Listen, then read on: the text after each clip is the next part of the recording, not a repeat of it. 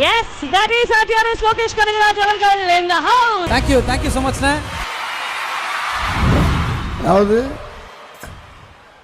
லோகேஷ் கனகராஜ் அவர்கள் திரையுலகத்துக்கு இடையே கிடைச்ச பெரிய வரவு. அவர் நல்ல டைரக்டரு, நல்ல சிந்தனையாளர், உங்கள் மனசில் அதிகமாக இடம் பெற்றவர். அவர் எப்படி மாரி செல்வராஜோ அது மாதிரி எத்தனையோ டைரக்டர் இருக்காங்க.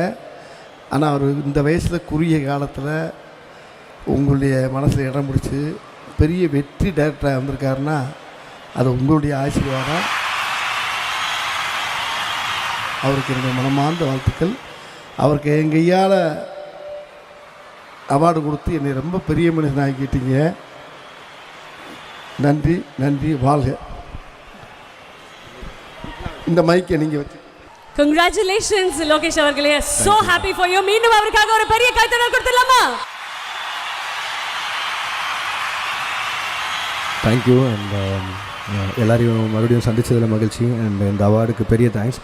நான் வடிவேல் சாரை இதான் தடவை நேரில் பார்க்குறேன். அவர் விக்ரம் படம் முடிச்சோன்னு ஃபோன் பண்ணியிருந்தார். அப்போ மீட் பண்ண வேண்டியது, பட் ஆனால் மாமன்னன் ஷூட்டில் பிஸியாக இருந்தாலும் பார்க்க முடியல. நான் ரொம்ப சந்தோஷமாக இருக்கேன் சாரை மீட் பண்ணது. ஏன்னா எப்போவுமே எல்லோரும் கேட்குறது உண்டு, பெரிய ப்ராஜெக்ட்ஸ் பண்ணும்போது ப்ரெஷர் எப்படி இருக்கும், இல்லை எப்படி சமாளிக்கிறீங்க என்னென்னு.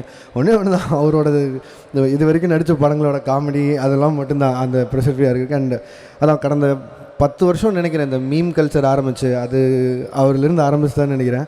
இப்போ அதில் மாட்டிருக்கூடாதுன்னு தப்பிச்சு ஓட்டிகிட்ருக்கோம். பட் ஆனால் அடுத்த ஒரு 100 வருஷத்துக்கு கண்டென்ட் கொடுத்துருக்காரு. அதுக்கு வேண்டி ஒரு ஸ்பெஷல் தேங்க்ஸ் சார். எங்களெல்லாம் ரொம்ப சந்தோஷமாக வச்சுக்கிறதுக்காக ஒரு பெரிய பெரிய thanks sir. Amazing.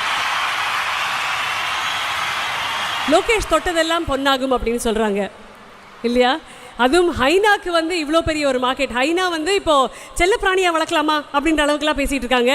So in fact அது சம்மந்தப்பட்ட ஒரு மீம் கூட வந்திருக்கு. You can have a look at that. ஒரு ஃபன்னான ஒரு விஷயம், அது கொஞ்சம் பாருங்களேன். வணக்கம் தல. லயன் கிங்ல என்னோட எடுபடி ஹைனாவை ஃபேமஸ் ஆக்கி அதோட மார்க்கெட்டை ஏற்றி விட்டீங்க. இது கூட பரவாயில்ல, காட்டோட ராஜா நான் என் பேரை யூஸ் பண்ணீங்க, என்ன போஸ்டர்லயும் காமிச்சிங்க. ஆனா படத்துல ஒரு சீன்ல கூட என்ன காட்டலையே. காட்டுல எல்லாரும் கிண்டல் பண்றாங்க தல. என்ன உங்களுக்கு ஒரே ஒரு ரெக்வஸ்ட் தான், லியோ 2 படத்துல நான் தளபதி கூட சண்டை போடணும். எனக்கு அன்பறிவு மாஸ்டர் தான் ட்ரைனிங் கொடுக்கணும்.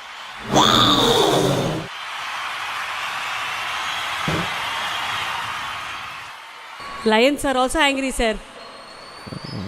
கொண்டு வந்துடலாம், சிஜி தானே வேற ஒரு படத்தில்.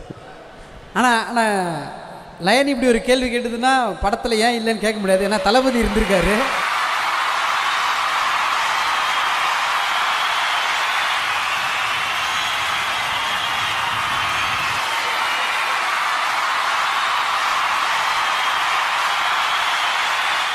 ஸோ அவரே சிங்கம் மாதிரி தான் எங்களுக்கு. லயன் கிங் அவர் தான். உங்களுக்கு நீங்கள் சொல்கிற மாதிரி எனக்கு பதிலாக நீங்கள் பதில் சொல்லிட்டீங்க. எனக்கு என்னென்னா ஒன்று இப்போ நீங்கள் நம்ப மாட்டீங்கன்னா, ஹைனா வண்டலூர் சூழல் மெயின்டைன் பண்ணுறவங்களெல்லாம் கலாட்டாவில் போய் இன்டர்வியூ எடுத்தாங்க. அந்த வீடியோவே பயங்கரமாக ட்ரெண்டிங்கெல்லாம் போச்சு. ஸோ நம்ம பண்ணுற எல்லா விஷயமும் நம்மளை சுற்றி இவ்வளோ நடக்குதுன்றப்போ, நீங்கள் நான் இப்போ இந்த வீடியோ ரிலீஸ் ஆச்சுன்னா லோகேஷ் கனகராஜ் அவர் கையில் கட்டியிருக்கிற வாட்சோட பிராண்ட் என்னென்னு பார்த்தீங்கன்னா, அவர் போட்டிருக்க ஷூ என்னென்னு பார்த்தீங்கன்னா, ஒரு ஹீரோவை எப்படி டீகோட் பண்ணுறாங்களோ ரசிக்கிறாங்களோ அப்படி உங்களை பார்க்க ஆரம்பிச்சிட்டாங்க. அப்படி ஹானஸ்ட்டாக ஒரு ஃபேன் ஃபாலோயிங் இருக்குது. அது எப்படி இருக்குது லோகேஷ் அவர்களுக்கு? ப்ரெஷரா இல்லை ப்ளஷரா? இல்லை, எனக்கு ஒரு எப்பவும் போல் ஒரு ஷர்ட்டு பேண்ட் ஒரு ஸ்லிப்பர், அதான் எனக்கு கம்ஃபர்ட்டு. பட் இது இப்போ நான் போட்டிருக்கிறதோ இதெல்லாம் இந்த பிரவீன் சொல்லி ஒரு காஸ்டியூம் டிசைனர் இருப்பான். அவன் பண்ணுற வேலை. அவன் என்னை நல்லா வச்சுக்கணும்னு நினச்சி இதெல்லாம் பண்ணுறான். இது எதுவுமே எனக்கு எதுவும் தெரியாது, எல்லாம் அவன் வாங்கி கொடுக்குறது தான்.